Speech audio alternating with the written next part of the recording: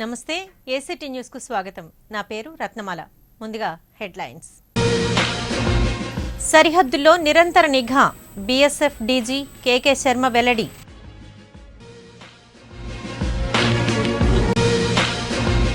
వెలగపూడి నుంచి బాబు పాలన షురు, అద్భుత రాజధాని నిర్మాణానికి ఇదే కేంద్రమన్న సీఎం. నగదు రహిత లావాదేవీలపై అవగాహన పెంపొందించుకోవాలి, లారీ వర్కర్స్ కు కలెక్టర్ సూచన. హెచ్ఐవి నివారణకు చేయూతనిద్దాం, ఇది ఈ ఏడాది ఎయిడ్స్ కంట్రోల్ థీమ్.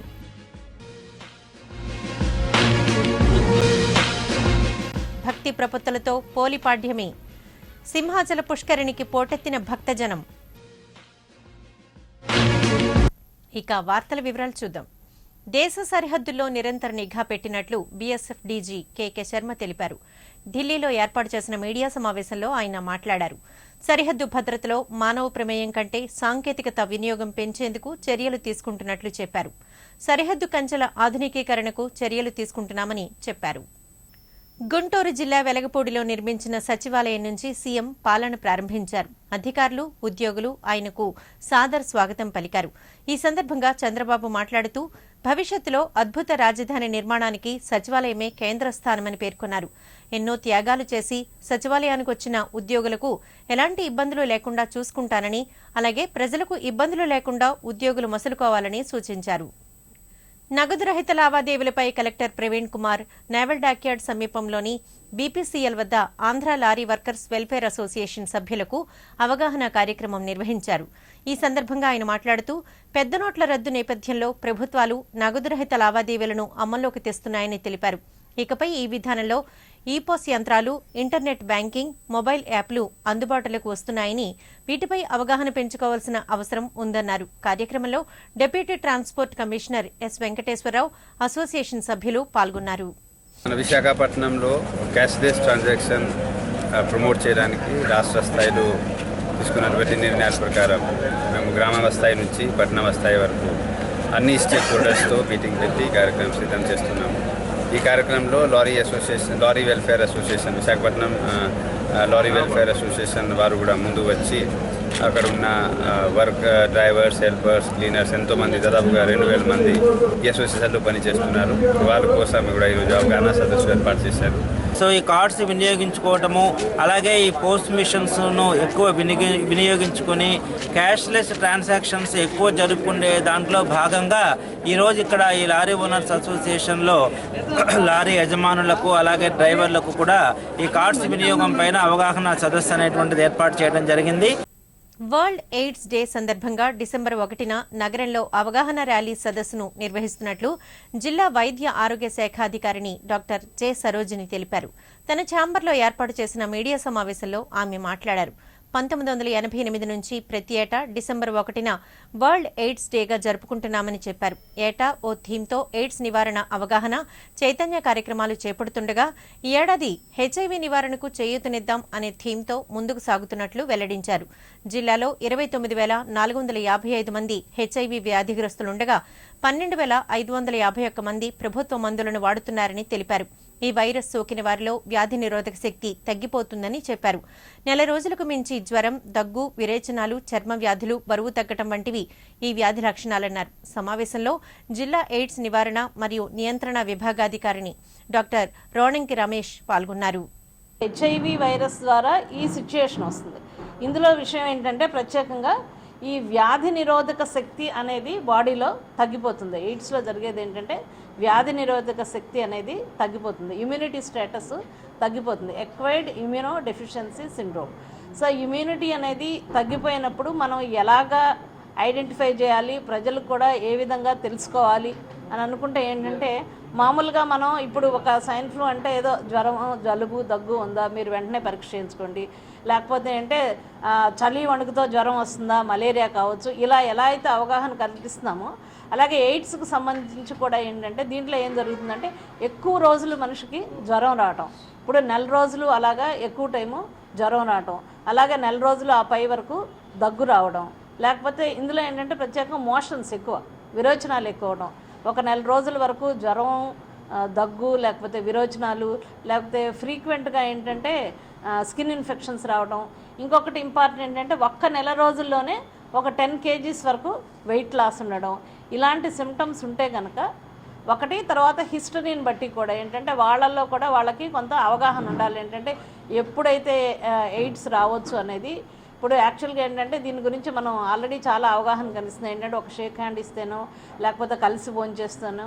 ఇప్పుడు దాని గురించి అంటే మనం ఎప్పుడు కూడా కమ్యూనిటీ బ్రేక్ఫాస్ట్లు, కమ్యూనిటీ డిన్నర్లు అవి కూడా అరేంజ్ చేయడం జరుగుతుంది.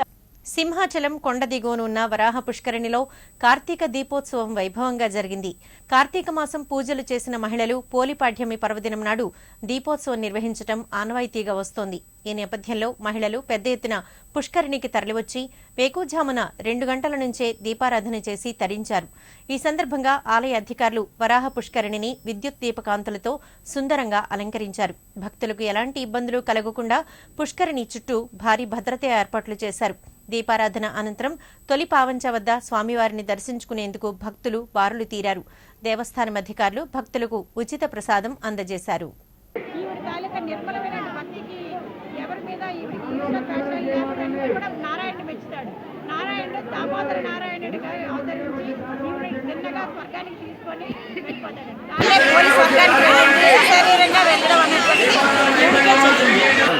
పూర్వం ఆకలి పోలి అనే ఒక ఆవిడ అతి భక్తి శ్రద్ధలతో ఈ యొక్క కార్తీక మాసాన్ని పూజ చేసి ఆ పూజ అనంతరము ఆమె కైలాస ప్రాప్తి పొందిందట. జీవితం జాగ్రత్తగా ఆలోచించుకుని ఎవరైతే భక్తి శ్రద్ధలతో ఈ పూజ చేస్తారో వారికి పోలి వలె స్వర్గ ప్రాప్తి కలుగుతుందని ఇది ఒక తార్కాణం. ఇప్పుడు చిన్న విరామం. యాక్ట్ ఫైబర్ నెట్ ఇప్పుడు అందిస్తున్నారు అద్భుతమైన వేగం, నమ్మశక్యం గాని అనుభవం. కేవలం వేగవంతమైన యాక్ట్ ఫైబర్ నెట్ తో మాత్రమే 10 MBPS 549 రూపాయలకే, 15 MBPS 799 రూపాయలకే, 30 MBPS 999 రూపాయలకే, 50 MBPS 1499 రూపాయలకే. మరిన్ని వివరములకు యాక్ట్ ఫైబర్ నెట్ ఫోన్ 0891428400 కు కాల్ చేయండి. తిరిగి వార్తల వివరాల్లోకి. ప్రధాని నరేంద్ర మోడీ నేతృత్వంలో కేంద్ర ప్రభుత్వం మొదలుపెట్టిన నల్లధనం, దొంగనోట్ల వెలికితీత అంతం కాదు, ఆరంభమని భారతీయ జనతా పార్టీ రాష్ట్ర ప్రధాన కార్యదర్శి సురేష్ రెడ్డి ఉద్ఘాటించారు. దస్పల్లా హిల్స్లోని నగర పార్టీ కార్యాలయంలో ఏర్పాటు చేసిన మీడియా సమావేశంలో ఆయన మాట్లాడారు. పెద్ద నోట్ల రద్దుతో సామాన్య ప్రజానీకం ఇబ్బందులు పడుతున్న మాట వాస్తవమేనని అంగీకరించారు. ఈ కష్టాలు తాత్కాలికమేనని, దేశ ప్రయోజనాల కోసం ప్రజలు కేంద్రానికి సహకరించాలని కోరారు.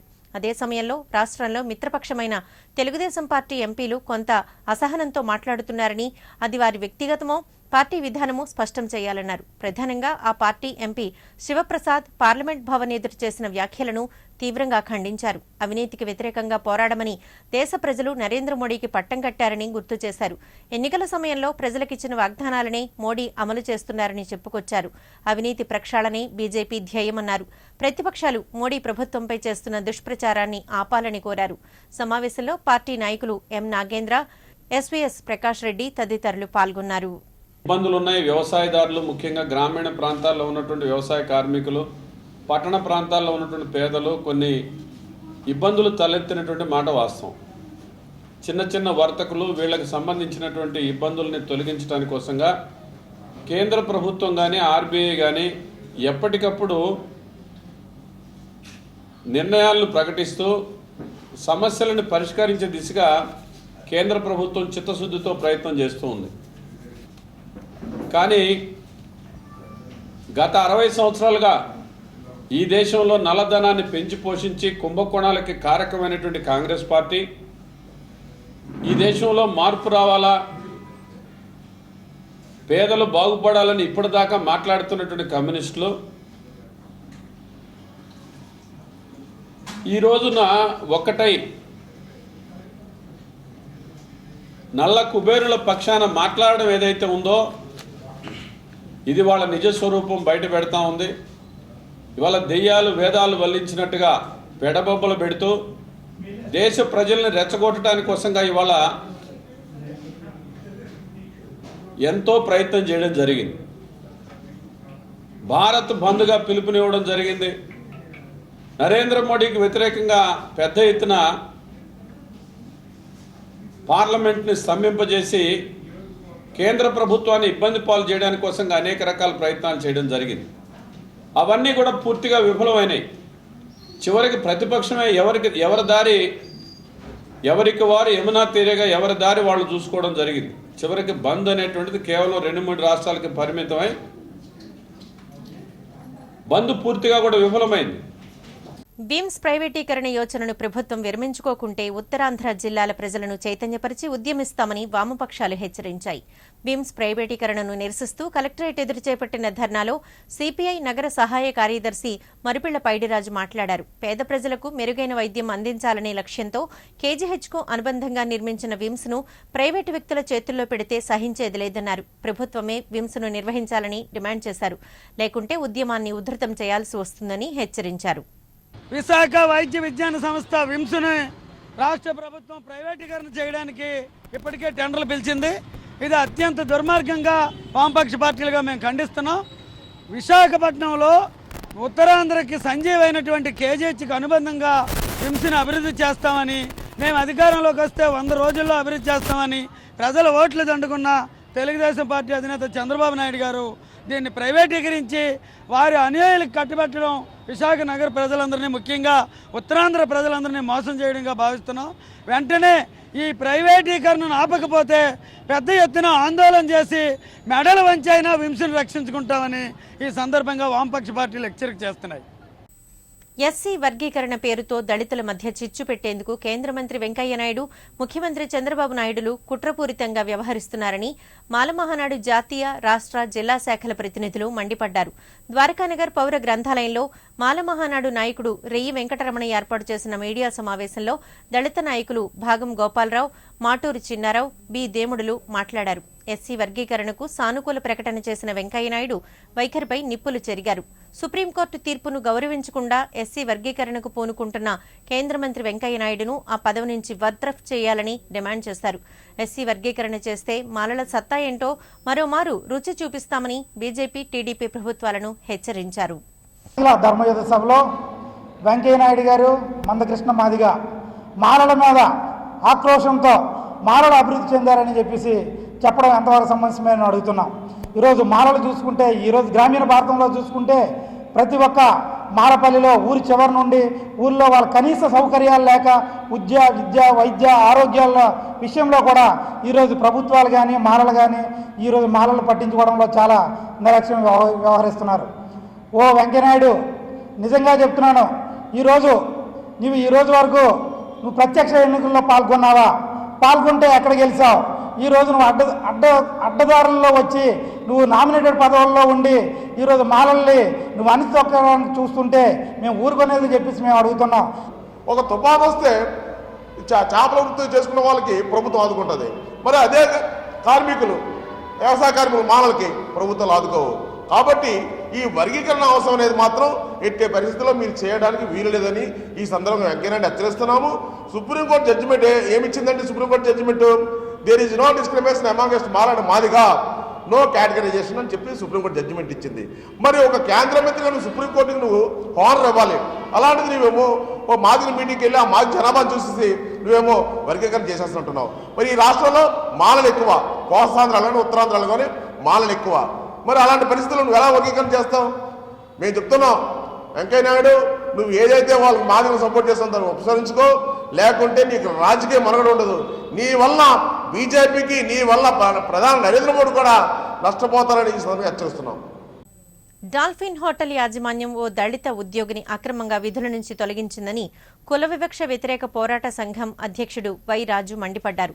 గత 29 సంవత్సరాల కాలం నుంచి పనిచేస్తున్న ఉద్యోగిని అకారణంగా విధుల నుంచి తొలగించడం అన్యాయమన్నారు. అతడిని వెంటనే బేషరతుగా విధుల్లోకి చేర్చుకోవాలని డిమాండ్ చేస్తూ సంఘం ఆధ్వర్యాన లీలామహల్ జంక్షన్ వద్ద డాబా గార్డెన్స్ మీదుగా ఎల్ఐసి సర్కిల్, అంబేద్కర్ విగ్రహం వరకు నిరసన ర్యాలీ చేపట్టారు. ఈ సందర్భంగా రాజు మాట్లాడుతూ పద్మవిభూషణ్ అవార్డు అందుకున్న రామోజీరావుకు చెందిన హోటల్లో పనిచేస్తున్న ఉద్యోగులను ఈ విధంగా వేధిస్తుండడం ఎంతవరకు సమంజసమని ప్రశ్నించారు. కులం పేరుతో ఉద్యోగిని దూషించిన సూపర్వైజర్, పీఓలపై చర్యలు తీసుకోవాలని డిమాండ్ చేశారు. లేని పక్షంలో దళిత సంఘాలన్నింటినీ కలిసి ఉద్యమాన్ని ఉధృతం చేయాల్సి వస్తుందని హెచ్చరించారు. సాక్షుల్ని బెదిరిస్తున్న డాల్ఫిన్ పిఓ మీద కూడా ఈ సందర్భంగా చర్య తీసుకోవాలని ఈ సందర్భంగా డిమాండ్ చేస్తున్నాం. గత 29 సంవత్సరాలుగా పనిచేస్తున్న ఒక దళిత కార్మికుడిని ఈ రకంగా అవమానించడం చాలా సిగ్గుచేటు. ఒక పద్మవిభూషణ్ అవార్డు పొందిన డాల్ఫిన్ హోటల్లో ఇటువంటి అన్యాయం జరిగితే మరి మిగతా హోటల్లో పరిస్థితి ఎలాగ ఉంటుందని ఈ సందర్భంగా అడుగుతున్నాం. నిజాన్ని నిర్భయంగా చెప్పే ఈనాడులో అనేక నీతి కబుర్లు చెప్తారు, కానీ డాల్ఫిన్లో జరుగుతున్న అకృత్యాలు అలాగే ఆటవిక పాలన బయట పెట్టకపోవడం విచారకరం. కాబట్టి ఇప్పటికైనా సరే డాల్ఫిన్ యాజమాన్యం తన వైఖరి మార్చుకొని ఆ దళిత కార్మికుడిని ఎవరైతే అవమానించాడో వెంకట్రావుని అలాగే సాక్షుల్ని బెదిరిస్తున్న పిఓపై వెంటనే చర్య తీసుకోవాలని సందర్భంగా డిమాండ్ చేస్తున్నాం. లేని పక్షంలో దళిత సంఘాలన్నీ కలిపి పెద్ద ఎత్తున ఆందోళన చేస్తామని సందర్భంగా హెచ్చరిస్తున్నాం. Pet shop owners, dog trainers, breeders కలిసి వైజాగ్ కెనాన్ వెల్ఫేర్ అసోసియేషన్ ఏర్పాటు చేసుకున్నారు. ఈ నేపథ్యంలో అసోసియేషన్ కార్యవర్గ సమావేశం నగరంలోని ఓ హోటల్లో జరిగింది. ఈ సందర్భంగా అసోసియేషన్ అధ్యక్షుడు డాక్టర్ వి పెదసోములు మీడియాతో మాట్లాడారు. మూగజీవాలను పెంచాలంటే ఓర్పు, నేర్పు, సహనం ఉండాలన్నారు. ప్రధానంగా వివిధ జాతుల శునకాలను పెంచుతున్నవారు సహజంగా దయా, ప్రేమ కలిగి ఉంటారని పేర్కొన్నారు. అసోసియేషన్ ఆధ్వర్యాన డాగ్ షోలు, వాటి పెంపకం, చికిత్సా విధానాలు, ఆహార పద్ధతులపై అవగాహన సదస్సులు నిర్వహిస్తామని చెప్పారు. కార్యక్రమంలో అసోసియేషన్ ఉపాధ్యక్షులు ప్రకాష్, కార్యదర్శులు భాషా, రాధాకృష్ణ, కమల్, కోశాధికారి ఏఎస్ రావు, ఇతర ప్రతినిధులు, సభ్యులు పాల్గొన్నారు.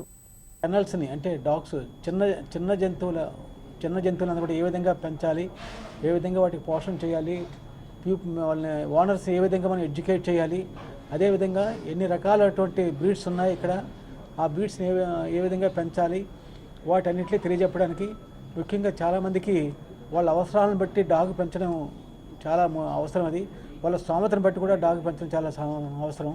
సో వాళ్ళకి ఎంత స్థలం ఉంది, ఎంత పెంచగలరు, ఎంత టైం స్పేర్ చేయగలరు, వాటి యొక్క వెల్ఫేర్ గురించి అవన్నీ తెలియజెప్పడానికి, తర్వాత ఆహార నియమాలు కూడా ఏ విధంగా దానికి ఫుడ్ పెట్టాలి, ఏ విధంగా దానికి గ్రూమ్ చేయాలి, ఏ విధంగా దానికి ట్రైనింగ్ ఇవ్వాలి, ఈ పద్ధతులన్నీ కూడా నేర్పడానికి కూడా చేయడానికి. మరి ముఖ్యమైనటువంటి సందేశం ఏంటంటే ఈ డాగ్ లవర్స్ మనకి చాలా, మన ఎమ్మెల్యే గారు చెప్పారు, ఇప్పుడు డాగ్ లవర్ ఉన్నాడంటే అంతకంటే గొప్ప మహోన్నతమైన వ్యక్తి ఇంకొకరు ఎవరు లేరని చెప్పేసి. డాగ్ని పెంచిన వాళ్ళు వాళ్ళ ఇంట్లో దయ, బోధదయ, ప్రేమ, అభిమానాలు అన్నీ కూడా నిండి ఉంటాయి వాళ్ళ ఇంట్లో కూడాను. సో నేను చాలామందికి అదే అడ్వైస్ చెప్తుంటాను కూడా, అయ్యా మీరు డాగ్ పెంచిన వాళ్ళ ఇంట్లోనూ సంబంధం ఏమైనా తీసుకోవాలనుకుంటే, పెళ్ళిళ్ళు చేసుకోవాలనుకుంటే మీరు ఇంకొక చరిత్ర మీరు అవసరం లేదు, వాళ్ళ ఇంట్లో డాగ్ ఉంటే మాత్రం మీరు చేసుకోండి. ఇటీవల మల్కాపురం పోలీస్ స్టేషన్ పరిధిలో ద్విచక్ర వాహనాల దొంగతనాలు ఎక్కువగా జరుగుతున్నాయి. ఈ నేపథ్యంలో వాహన యజమానులు పార్కింగ్ సమయంలో తీసుకోవాల్సిన జాగ్రత్తలను మల్కాపురం సర్కిల్ ఇన్స్పెక్టర్ ఈ కేశవరావు ఏసీటీ న్యూస్ కు తెలిపారు. చలికాలం కావడంతో వెచ్చదనం కోసం వాహన యజమానులు ఎక్కువగా ఇళ్ల లోపలే ఉంటారని, అదే సమయంలో బైక్ దొంగలు వాహనాల చోరీకి పాల్పడే అవకాశాలు ఎక్కువగా ఉన్నందున పార్కింగ్ చేసేటప్పుడు హ్యాండిల్ లాక్తో పాటు వాహన చక్రాలకు తాళం వేసుకోవాలని సూచించారు. అలాగే ఇళ్ల అద్దెల కోసం వచ్చే కొత్త వ్యక్తుల నుంచి పూర్తి వివరాలను సేకరించి అనుమానం వస్తే సమీప స్టేషన్కు తెలియజేయాలని కోరారు. ఒకేసారి ఎక్కువ ఫోర్స్ ఉపయోగిస్తే హ్యాండిల్ లాక్ ఈజీగా రిలీజ్ అయ్యి టూ వీలర్స్ని ఈజీగా దొంగతనం చేసేందుకు అవకాశం ఉంది. ఇందులో మోటార్ మెకానిక్లు కూడా దాన్ని ఏంటంటే డిఫరెంట్గా స్టార్ట్ చేయకుండానే దాని వైర్లు కలిపి ఈజీగా స్టార్ట్ చేసుకుని ఇటువంటి టూ వీలర్స్ అనే దొంగతనాలకు పాల్పడుతున్నారు. ఇటువంటి వాటికి మేము మా చర్యలు చేపడుతున్నాము. అంటే రద్దీగా ఎక్కడైతే ఎక్కువ పార్కింగ్ స్థలాల్లో ఎక్కువ ఉంటున్నాయో అటువంటి దగ్గర మనం సీసీటీవీలు ఏర్పాటు చేయటం, అటువంటి వాటిని నెక్స్ట్ ఏంటంటే మేము డెకాయ్ ఆపరేషన్స్ చేయడం అలాంటివన్నీ నిత్యం చేస్తూ ఉన్నాము. ఇది కాకుండా మనకి నివారణకు కూడా మనము కొంచెం కొత్త పద్ధతులు మనం అనుసరించాల్సి ఉంటుంది. వృద్ధాప్య, వితంతు, వికలాంగ పింఛన్లు డిసెంబర్ నెల నుంచి లబ్ధిదారుల బ్యాంకు ఖాతాలకే జమ అవుతాయని జీవీఎంసీ జోన్ 6 ఏపీడీఓ ప్రసాద్ తెలిపారు. రాష్ట్ర ప్రభుత్వ ఆదేశానుసారం ప్రతి ఒక్కరూ తమ పేరున బ్యాంకు ఖాతాలు తెరవాలని సూచించారు. జోన్ పరిధిలో ఉన్న 7 వార్డులకు గాను 6,983 మంది పింఛన్దారులు ఉన్నట్లు చెప్పారు. బ్యాంక్ అకౌంట్లు లేనివారు 10 రోజుల్లోగా ఖాతాలను తెరవాలని స్పష్టం చేశారు. దీనికోసం జీవీఎంసీ అధికారులు, జన్మభూమి కార్యకర్తలు తగిన సహాయ సహకారాలు అందిస్తారని చెప్పారు.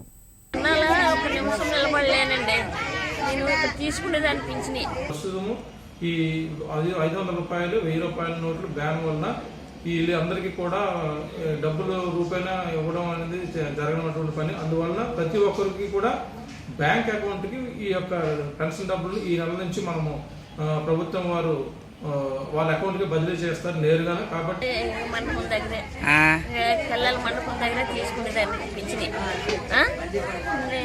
తర్వాత అక్కడికి వెళ్ళి గంటల కొద్ది నిలబడాలంటే నిలబడలేదు. ఎక్కడ మార్చారు? బ్యాంక్ మార్చారట. బ్యాంక్ మార్చారట. బ్యాంక్ నేను వెళ్ళి నిలబడలేండి, ఇంకోలేను, నిలబడలేను. మరి ఎలా చేస్తే బాగుంటుంది? నాకు ఇక్కడైతే బాగుంటుంది. ఇక్కడైతే బాగుంటుంది. మల్కాపురం మరిడిమాంబ కళ్యాణ మండపంలో జీవీఎంసీ పారిశుద్ధ్య కార్మికులకు పీఎఫ్ స్లిప్లను పశ్చిమ ఎమ్మెల్యే గణబాబు పంపిణీ చేశారు. ఈ సందర్భంగా ఆయన మాట్లాడుతూ కార్మికులకు పీఎఫ్, ఈఎస్ఐ వల్ల కలిగే ప్రయోజనాలను తెలియజేశారు. కార్యక్రమంలో ఏఎంహెచ్ఓ డాక్టర్ మురళీమోహన్, 49వ వార్డు టీడీపీ అధ్యక్షుడు మజ్జి సోమేష్, పార్టీ నాయకులు సీరం పైడిరాజు, శానిటేషన్ అధికారులు పాల్గొన్నారు. వారందరికీ పీఎఫ్, ఈఎస్ఐ ఏదైతే ఉన్నాయో వాటిలో వచ్చేటువంటి బెనిఫిట్స్ అన్నింటినీ కూడా అవగాహన పెంచేటువంటి కార్యక్రమం ఇక్కడ పెట్టారు.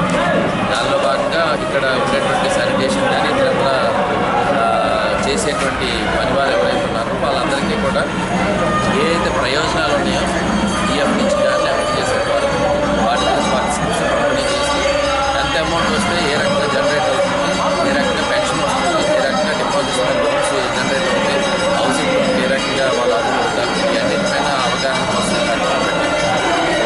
జీవీఎంసీ పరిధి కొత్తపాలెంలో టీడీపీ జన చైతన్యయాత్ర ముగింపు కార్యక్రమం జరిగింది. 66వ వార్డు టీడీపీ అధ్యక్షుడు బొడ్డేటి విజయ్ కుమార్ ఆధ్వర్యంలో నిర్వహించిన ఈ కార్యక్రమంలో పశ్చిమ నియోజకవర్గం ఎమ్మెల్యే పెతకంశెట్టి గణబాబు ముఖ్య అతిథిగా పాల్గొన్నారు. ఈ సందర్భంగా ఆయన మాట్లాడుతూ 2.5 టీడీపీ పాలనలో అనేక సంక్షేమ కార్యక్రమాలు అమలు చేసినట్లు చెప్పారు. రాష్ట్రంలో మునిపెన్నడూ లేని విధంగా 296 జీవో కింద ఆక్రమిత ప్రభుత్వ స్థలాల్లో పేదలకు పట్టాలిచ్చిన ఘనత చంద్రబాబు ప్రభుత్వానిదేనని గుర్తు చేశారు. కార్యక్రమంలో స్థానిక టీడీపీ నాయకులు, కార్యకర్తలు పాల్గొన్నారు. రాష్ట్రంలో జరిగిన అభివృద్ధి కానీ ప్రజల సమస్యలపైన మనం చేసినటువంటి ప్రయత్నాలు కానీ ఇవన్నీ కూడా ప్రజలకు వివరించాలి.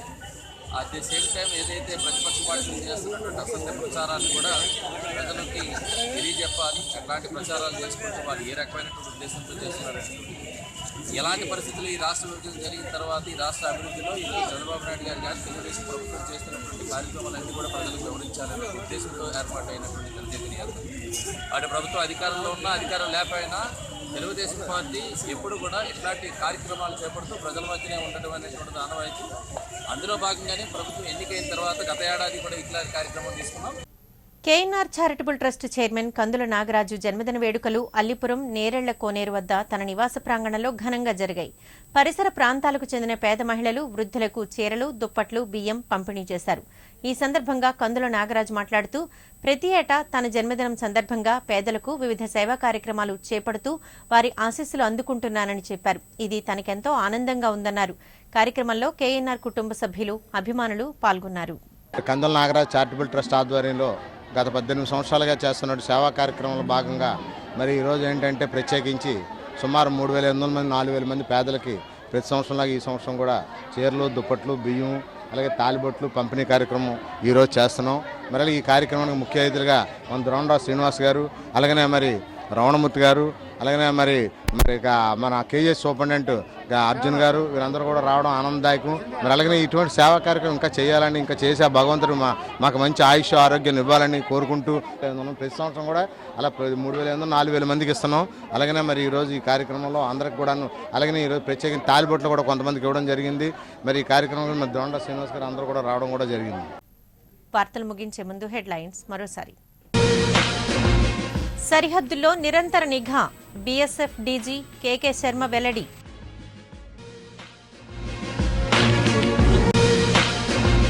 వెలగపూడి నుంచి బాబు పాలన షురు, అద్భుత రాజధాని నిర్మాణానికి ఇదే కేంద్రమన్న సీఎం. నగదు రహిత లావాదేవీలపై అవగాహన పెంపొందించుకోవాలి, లారీ వర్కర్స్కు కలెక్టర్ సూచన. హెచ్ఐవి నివారణకు చేయూతనిద్దాం, ఇది ఈ ఏడాది ఎయిడ్స్ కంట్రోల్ థీమ్.